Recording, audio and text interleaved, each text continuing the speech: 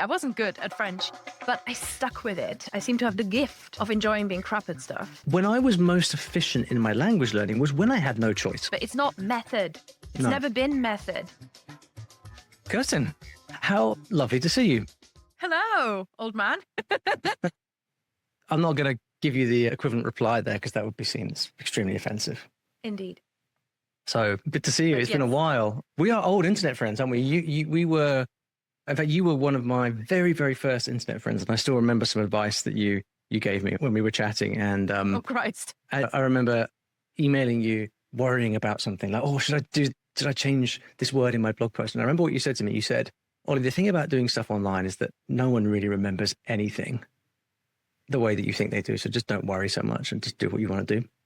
And that was really helpful advice. And I still remember it to this day, like 13 years later. I know. We started round about the same time. I think you were. I will teachyoualanguage.com. That's it. And what was your website back then? Well, fluentlanguage.co.uk, which is... Oh, it was the same. Okay, well, great. It's always been that. It's always been that. You had great, because unlike me. I didn't want to start under my own name because I started when I still had a full-time job and I worried that somehow I'd get into trouble or something like that. So I came up with, in my great history of naming things, I came up with a name for it. But that one stuck. Yes, well, unlike me, you had great branding from the start. So why change? If it ain't broke, don't fix it. And you haven't, which is awesome. So who's Kerstin? Because, it's 2026. Yeah. And one of the things that's been apparent to me as I've been reconnecting with a lot of old language friends recently is that people are doing all kinds of new, weird and wonderful things. So give us the potted bio of Kerstin from the past to the present. That's right. Okay, so for a really quick one, because I don't do a lot of YouTube in particular, so I'm always aware that people don't really... Yes, I don't have any content out there. So my name is Kerstin Cable. I'm originally from Germany. If you haven't heard by my accent, everyone can hear my accent.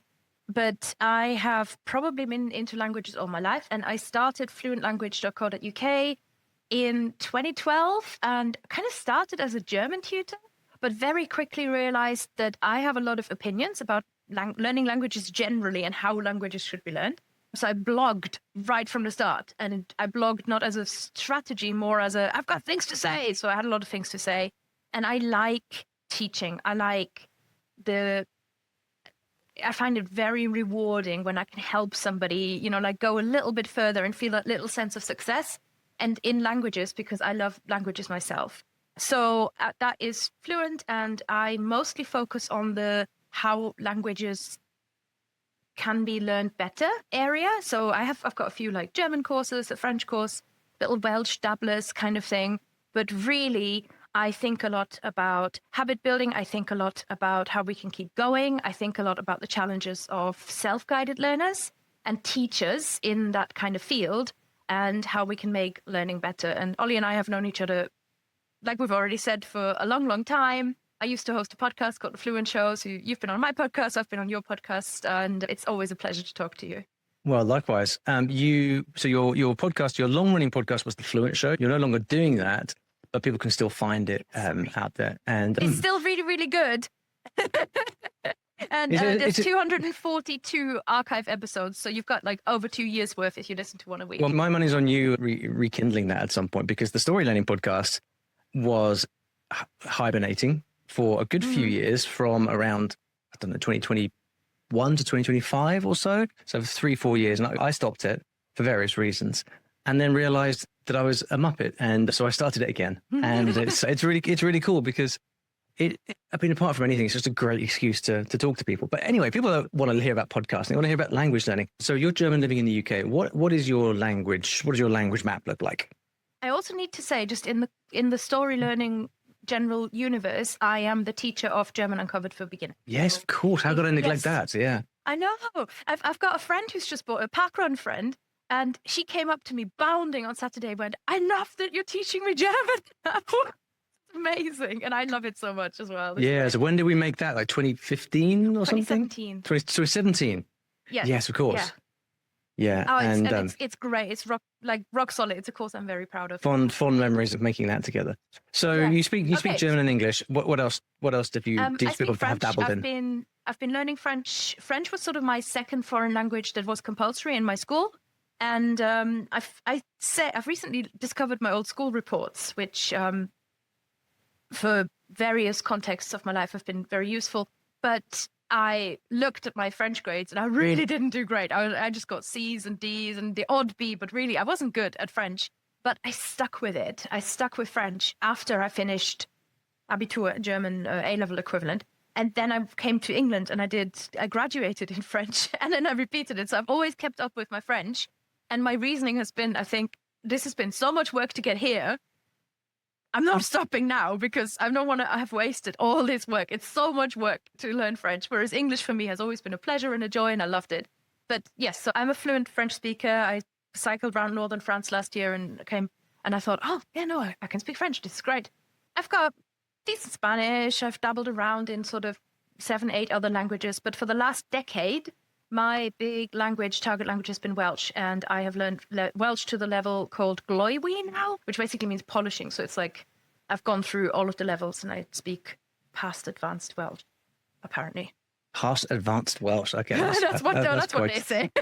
Great. So, I mean, I know that you are a big AI person. One of the interesting things about AI is that it wasn't around when we first started doing all of this. It's a relatively recent development.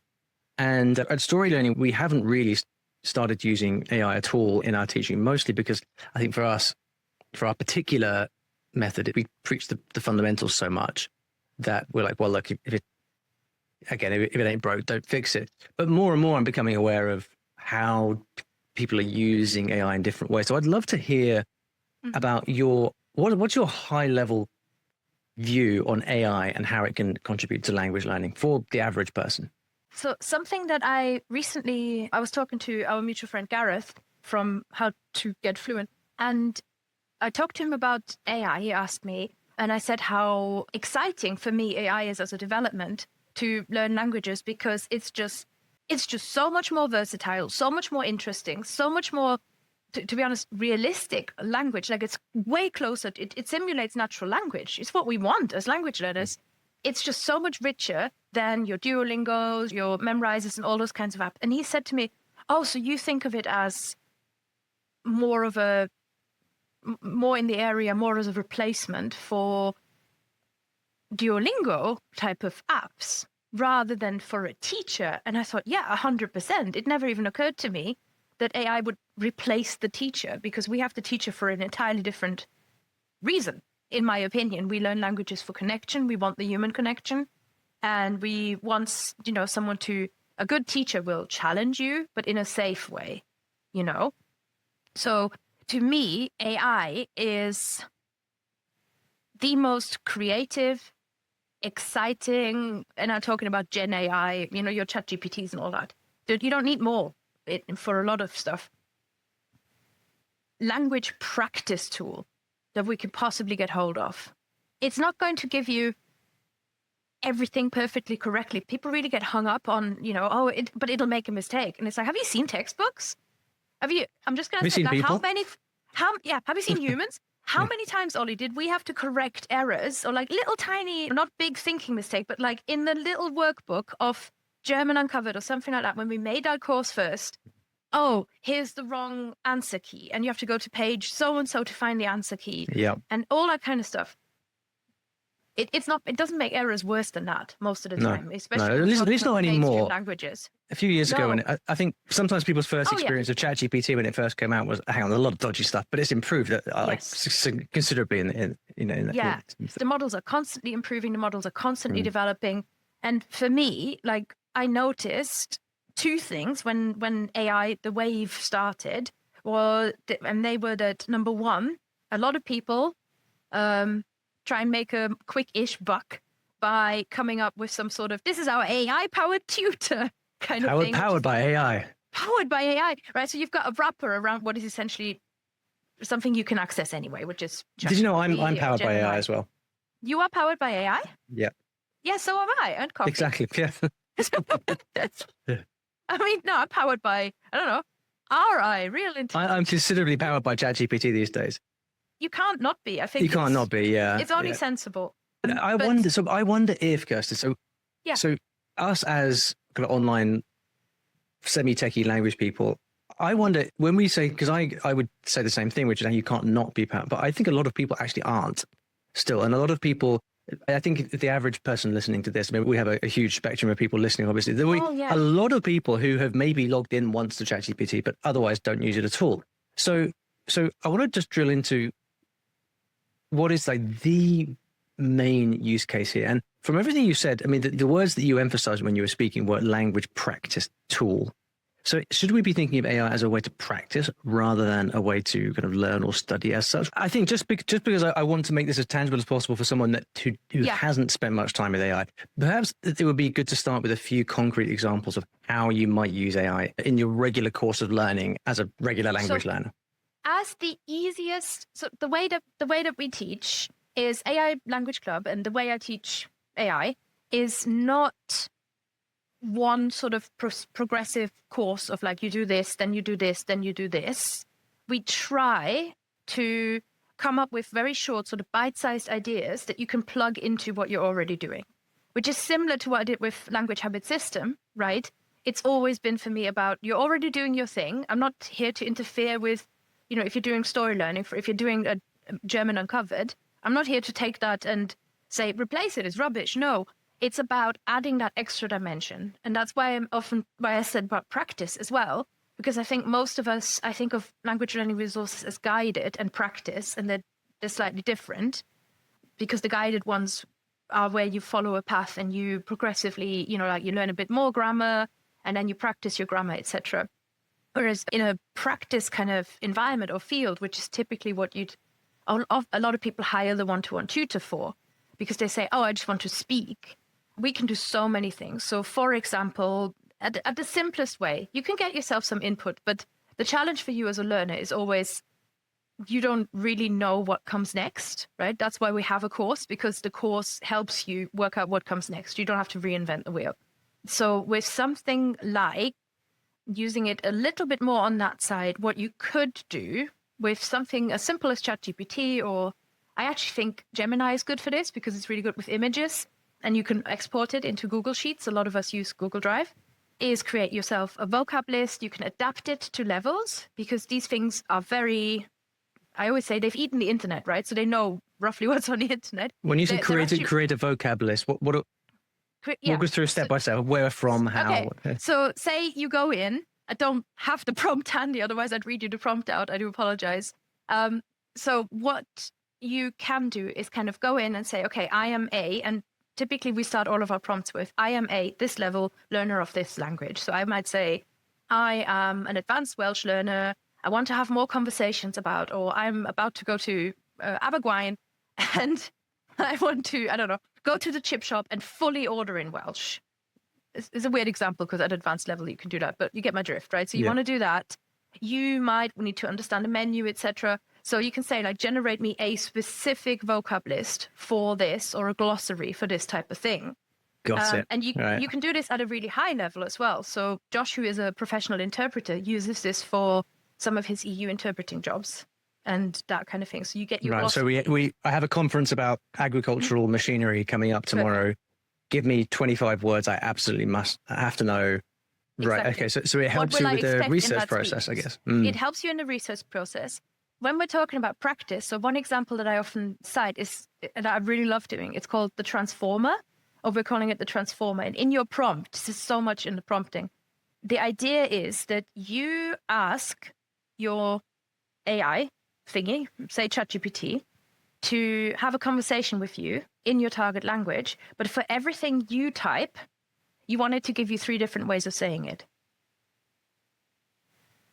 So even if you are using even if you're saying something pretty basic, you say like in German, like, oh, das Wetter ist schön heute, you know, the weather is nice today, it will then say, and before it continues the conversation, goes, oh, great, like, do you like good weather, or whatever nonsense it is, it will then say, das Wetter ist sehr schön heute, blah, blah, blah, and whatever, you know, die Sonne scheint, so you get 3 different ways of saying it, which increases your range of being able to express yourself. And that's what we really want as language learners, but without, you know, zone of proximal, what's it called? Development. Development. Yes. Without taking you out of that, right? It doesn't make it too hard.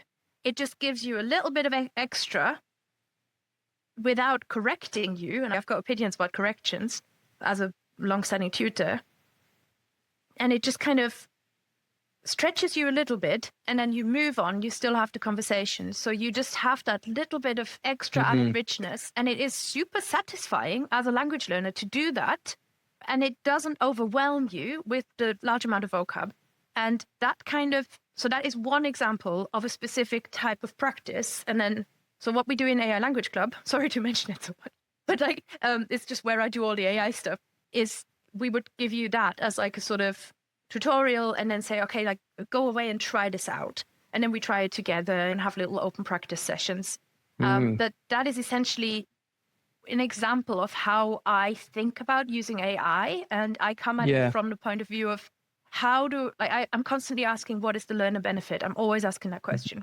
Well, because for me, what you've described there is almost like having a very, very patient, supportive teacher always by your side. So that's it. It's access, it's space, there's no judgment. There's a lot of good that you can get as a learner.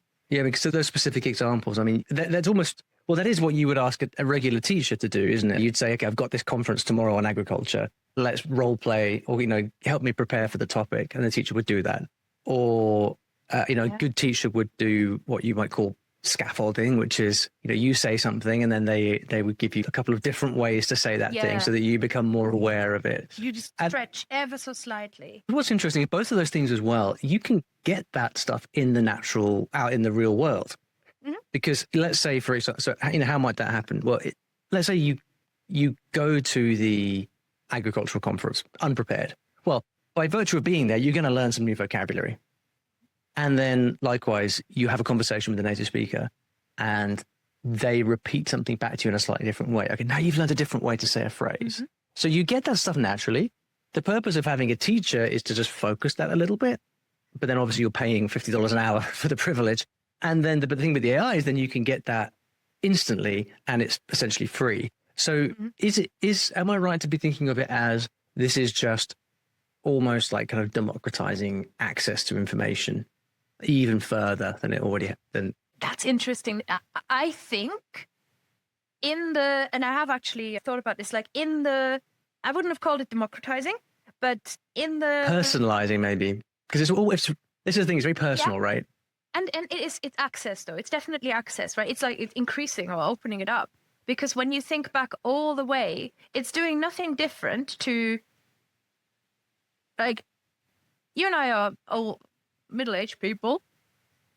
Speak for yourself. I'm still sorry. 21. Okay, so Ollie's going to edit this out. But like, we're not 20, right? So we haven't grown up fully with the internet. So when I first started learning languages, access was like when I learned a language in Germany. Yeah, all we had was textbooks. There was nothing else. All we had was textbooks. Then we'd have the teacher every now and then coming into the class with the tape recorder, and it'd be like, "Ooh, I get to hear real English." And then I remember I spent 50 marks, which is old German money, on a videotape of the Full Monty, which I watched so often that I could recite the entire Full Monty off the top of my head. And that was the one tape that they had in the entire shop that was in the original language, and there were no subtitles, and you can't just go in and subtitle on and off. Yeah. So before that, they had the tapes. Before that, they had like the gramophone or whatever. And then before that, you'd have to have a governess come to your house and talk to you, right? Or you'd have your au pair, right? So it's always been about, how do I get more access to this language? And what something like that is doing is just giving you a new version of that, right? It's you already have it with YouTube. It's not necessarily about but you can structure it better. So then the big question is, when does it become too much? Because it's like the paradox of choice. And you see this now when we have an epidemic of general dissatisfaction and unhappiness in the world, despite us having more access to incredible things than ever before. And, it's generally... It's a very podcasty discussion. Right, yeah. But it's I mean, I certainly noticed this in my own life, where the more choice... I mean, to put it simply, I think I've been happier in the past, or happiest with less choice. And the more choice I have, the more, in a way, the more problems it creates for me, because you have this, should I go to this place or this place? Should I eat that or this? Whereas, I could listen to this amazing, what is it? It's a story, not really. It's an account of the Second World War, but done through the lens of diarists at the time, and really showing people's, individual experiences, how they recorded it. And it was just amazing to look back and just see how little choice people had. And they talk about rationing tea bags and how people used to kind of, after using a tea bag, they used to dry the tea bag out so that they could use it again. But the strangest thing is that so many people wrote about, and this, I know this is going on a massive detour, but bear with me. So many people wrote about the happiest they'd ever felt was during the Blitz, and how there was something about the experience of being in this kind of intense situation where objectively everything was not good, but people wrote about being really, really happy. And so I don't know quite how much you can extrapolate from that, but I've noticed that, like, when I was most efficient in my language learning was when I had no choice. It was when I decided to learn French in the year 2000, and the only place I could get a book from, because my local library had nothing, was the European bookstore in Soho. So I would go down and I would browse the selection of like 8 books. I pick one, and like that was my book for the next 3 months. And I've had this experience more recently, where in a world where I can go onto Netflix and watch like any show from any country at any point, I've got unlimited access to textbooks, audio recording, I often don't know what to do. And I feel like I'm a lot less efficient. And so a big part of, I notice all of these amazing things that AI gives us. But at the same time, I find this yearning to go back to just reading books and talking to people. And obviously I know that the obvious answer to this is, well, just learn to use it properly, and then, use it the right way, and then you'll be fine. There is no properly at this point. But this was a problem before AI. This was a problem when YouTube, right? And podcast. It's not an AI problem. In a world where, okay, wind the clock forward 5 years. Presumably we've all got devices in our heads which can be permanently teaching us all the time. Is that good? I don't know. And then just a final thought to wrap this on, then I'll hand it back to you to just tear down everything I've said. I've also always wondered why it is that my parents' generation seem to have been much better at language learning than us. You're speaking as a Brit. As a Brit, both my parents spoke reasonable French and some German and even smatterings of Latin. And that was simply because they had to do it at school. And there was a certain rigor, and it was all grammar translation, very, very old school. And yes, granted, they had a privileged education, etc. But when I meet people of their generation, it's fairly standard that people speak French. And often it's fairly standard that people speak a lot of German. At least that's been my experience. And I can't say the same thing now. So I wonder if, however much choice we have, at the end of the day, I'm thinking carefully about my words here. At the end of the day, Can I point out to everyone that it's before 10 a.m. in the morning? Yeah. Okay, I'm getting there. At the end of the day, when we think about how people, what actually results in learning, results in actually being able to use the language for the average person, I'm not convinced that more choice is a good thing. The end. For those people listening, Kerstin is in deep thought and about to come out with an absolute zinger. No, not at all. I just think you've tangled up like 3 different points, because there's something about previous generations and our parents, and I'm not entirely sure that is a point that would hold across all of the UK and all of its, I don't know, social strata and all that kind of stuff. But we are talking about the heart of it. I think there's, it's funny, isn't it? Because I was going to say learning method, but it's not method. It's never been method. When, like, this is more of an internet 8 years ago kind of discussion where everybody was on about what's the best method to learn a language, whereas now it's like, what's the best tool, motivation, something. My deepest truth about language learning is that, because I never think about my method. I just, like I said to you before, I think before we started recording, I seem to have the gift of enjoying being crap at stuff. So I don't mind being bad at the start. And what I see in learners now, there's something about education and the education system, and this maybe more particular in Britain, where we keep deciding languages are really important. Oh, languages are not important at all. We've been orienting much more towards the US. Then there was this whole period where it was like, oh, everybody needs to learn Chinese. And that kind of went away. Whereas now we have, say, Gen Z kind of people, there is much more orientation towards Korea, Japan culturally as well. So I imagine those languages, we've been seeing this actually, Korean being over the last 10, 15 years a thing, important. So there is so much cultural like sway that goes into certain directions. And I think that impacts how languages are taught in school. And that's why it's very difficult to compare. It's almost, don't know how much we can get out of comparing that side of the point. But the core of what you were saying about choice, and is more choice a good thing, and decision fatigue definitely stands. And I think I'm reminded about the book Modern Romance, which was this sort of, are you aware of this? It's I'm not. Oh, it's about dating. It's about dating in the modern world. And there was a similar observation about how people used to get in relationships, and people used to, like, literally, you'd find the love of your life living at the end of the street, because you only know the people in your street. Like my grandparents were neighbors. They were married until my granddad died. You did actually know the people on your street, right? Which is not a given today. Yes, that's not a given either anymore. Yeah. But whereas now, if you're on, you can tell I've been in a relationship for 20 years. I've no idea. You're on Bumble, let's say, or Tinder, or insert dating app.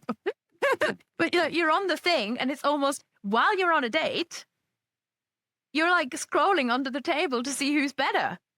So it's that thing of like, we have dissatisfaction, and I think that can seep into things like language learning, and it comes out in several ways. I think it comes out in dissatisfaction with maybe your tool, your method. You're always wondering if there's something better, but at the heart of it, there's something about humans and the world of seeing other people constantly succeeding at everything and having these quick results and telling you everything about it, where you've got to be satisfied with yourself at the start of it, right? Or else be very meta aware of how you learn, right? And being aware of that's it. So you've got to know, I'm a learner, and when I do language coaching sessions, one of the best gifts I seemingly am able to give somebody is to remind them they're a learner. And being a learner is not a bad thing. Being a learner is, I can't swear on this thing, it is amazing. It is truly the most wonderful feeling and experience you can have. And it's so good to be a human. And as long as I think we're in that space where you are a learner, you can kind of maybe find a way to deal with some of that anxiety of choice, because you are more able to use your own inner discernment, right? A lot of it is about coming onto your inner discernment. And it is perfectly okay to experiment with, okay, today I'm going to ask ChatGPT to transform my sentences, and next week I won't. And today I'm going to try this thing, and then next thing I won't. And naturally allow yourself to have what sticks, stick, and go with that. It's funny because I always remember, Ollie, when you came on my podcast and we had this conversation about, is it okay to have fun in language learning or not? And it was this whole like disagreement thing, because I'm like team fun, and Ollie's like, no, at some point you got to buckle down. And I'm like, both is true. Both is true. But it's similar in that way of like, I think the challenge with a self-guided learning is to be really observant about what you feel is satisfying to you, because ultimately getting better at the language, getting better at the thing you want to learn is satisfying, and being very aware. So it's not necessarily being aware of like your learning style and, following another rule in that way, but being really observant about that. And that is unbelievably beneficial. Let's talk about habits, because it's very related. And even if let's say that you were fully in control of your learning style and you knew exactly how to balance your textbook with your language exchange, with your AI. Congratulations. Yeah, first of all, great job. Second, you've still got to get yourself to do it, haven't you? And you gave the example of watching, was it Monty Python before to learn English? You know the number of Full Monty. You know the number. Full Monty, not Monty Python. Although either would be great. Perhaps Monty Python more so. But anyway, the number of people I'm sure you've come in contact with as well, English learners who learn English by watching Friends. Now, leaving aside Friends and whatever you think of it, and this kind of goes back to my point about choice. I think, in a way, the thing about TV, and one of the reasons that TV can be so crazy powerful as a language learning tool is that you will just binge it and you'll watch it every night, and you'll watch it for 2-3 hours every night, and you won't stop. And irrespective of whether it's a good thing or not, actually doing it and having that habit of turning up and interacting with the language for hours and every day is like the single biggest, most powerful thing of all, right? But most people don't want to sit and watch hours of TV every night. So when it comes to habits, how do we form them? What are some? Well, I suppose first of all, should we be forming habits actually? And if so, what are some ways that we can do that? So a habit, when I think of a habit as opposed to the kind of choice, there's two elements to it maybe that to me make it feel like a habit. And the first one is about almost it's an involuntary action. You're so used to doing a thing, you don't necessarily want to do it. It's just so part of your routine. Like we drink coffee in the morning, you brush your teeth in the morning. There are so many things. You might smoke. Weirdly, scrolling has done a great job becoming a habit for people that it never used to be a habit for. So there are lots of things that we kind of just do. And the idea of the language habit is really around this, what if it's something that you just do? And then the other aspect of it, apart from the, let's call it involuntary action, is identity. So it's not even, oh, this is something I just do. It's just, I am the kind of person who just does this. And that is so, so helpful. So repetition and exposure is what really, really helps with learning a language. And the repetitiveness often puts people off because boring. Don't know. I have ADHD, as it turns out, but like it's boring is my enemy. But exposure is also for a lot of people, it's a very vulnerable space, because you can expose yourself to judgment.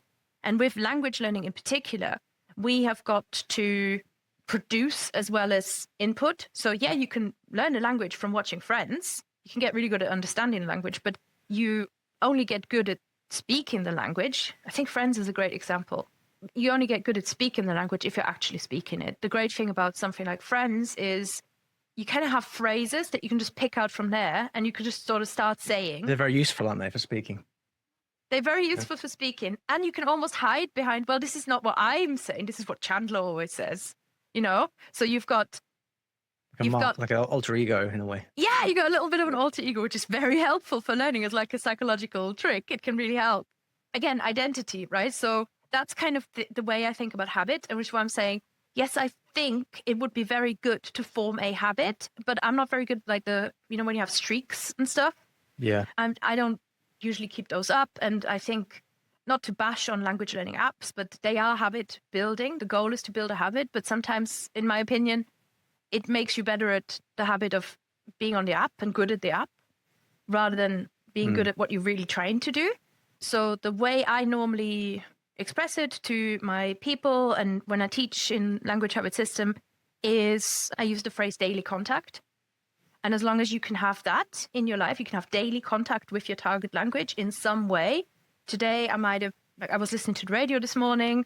I can just put Radio Cymru on, listen to the radio in Welsh. Wednesday, I've got my class. That's contact already. I don't really have to think about it. Tomorrow, I might be, reading a little bit in preparation for my class. On Thursday, I might be doing something at work in the sense of I might be doing an AI Language Club tutorial and prepping in Welsh, and so on and so forth. So daily contact isn't actually that hard if you focus on what is the minimum I can do. Do you set yourself little kind of, people talk about trigger moments and things like that. I mean, do you have some things that I've done in the past, for example, would be whenever I'm washing up or wherever I'm in the car, I put on a Japanese podcast, and it's just there's just no discussion. There's no, what do I want to listen to today? No, Japanese podcast goes on immediately. Yes. How do you feel about those kind of, they're rules, I suppose. Are they the same as habits? They'll work for you. They'll work for you. I don't know. Are they the same as habits? Does it matter? Does it matter? Doesn't matter, does it? No, exactly. But if it's just, I think, I suppose the rule can create a habit. Just the kind of thing you do, that is a habit, right? So, I think those are great. I don't always do those and stick with them, but I know they work for a lot of people. And habit, it's called like habit pairing or like activity pairing. That is really, really good. You can. So when I do X, I will Y. Yeah. Right. So when I'm getting dressed, I will put on YouTube or something. And I really like and believe in priming through your environment. Or I don't know if priming is 100% the right word, but so building through your environment. So in this room, I have 2 or 3 bits of art, sort of graphics that I got that are in Welsh. One says, "Indeed ar y tro," one day at a time. And it's just a nice sort of thing to have around. It's decorative, but it's also in Welsh. And that kind of just, again, is that identity thing of like, you know, because as a learner, you don't always feel like almost like you're allowed to use the language, like you're good enough. You know, I might make a mistake. And it is really powerful. I'm a big fan of doing that as well. Ownership of that language. I have some, well, actually, I changed it recently, but for the longest time, I had something on my phone which said, "Subete wa renshu no naka ni aru," which is basically kind of practice makes perfect in Japanese. Nice. And it was like useful for that a particular moment in time, you know. Mm-hmm.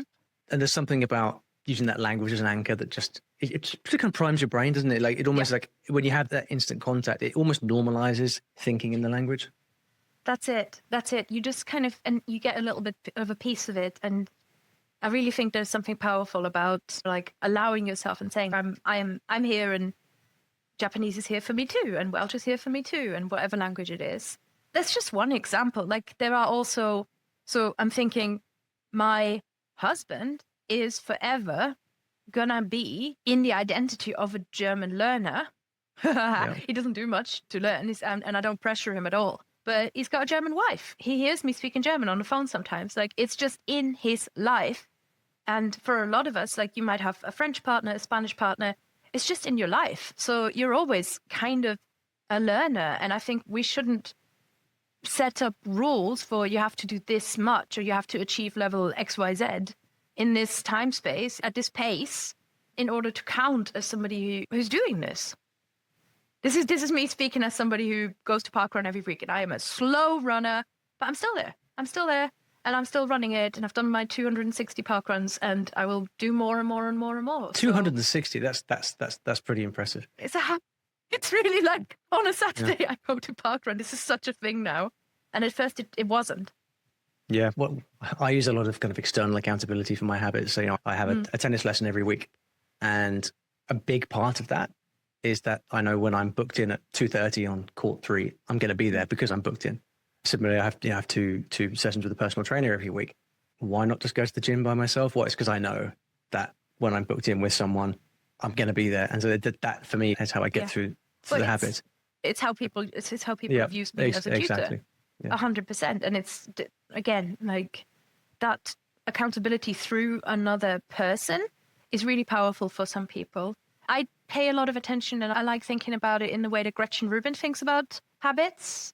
I've previously said, you know, there's the book Atomic Habits, but I think there's a book called Better Than Before, which is way better than Atomic Habits. And that is about habit building. So Gretchen Rubin's got some great theories and talks about something called the 4 tendencies in terms of how you respond to inner demands and outer demands. It's very, very interesting.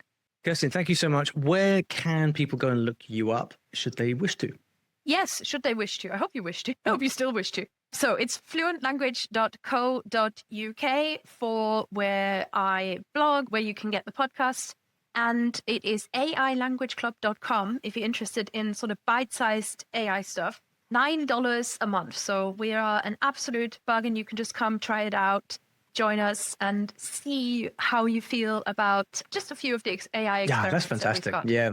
I mean, I think doing it. It's so fun. I can tell, and I think that's a really interesting thing, and people should definitely check that out. Because the thing about AI is, my personal feeling about it is, it's an incredible tool. I think we all owe it to ourselves to just learn about it. No pressure, no obligation, but don't be the person who just buries their head in the sand and dismisses it. I mean, particularly for $9 a month to learn how to introduce that to your language. That's more fantastic. than just going on ChatGPT and saying, teach me German or speak German to me. And then you get bored very quickly and it feels pointless very quickly. So with the types of ideas that I bring in, I try to make it so that you get something quickly from a teacher's perspective that is just slightly different. So we're not just here to say, come in and then recreate boring stuff that you've already done. Kerstin, thanks so much. And we will pick this up again sometime.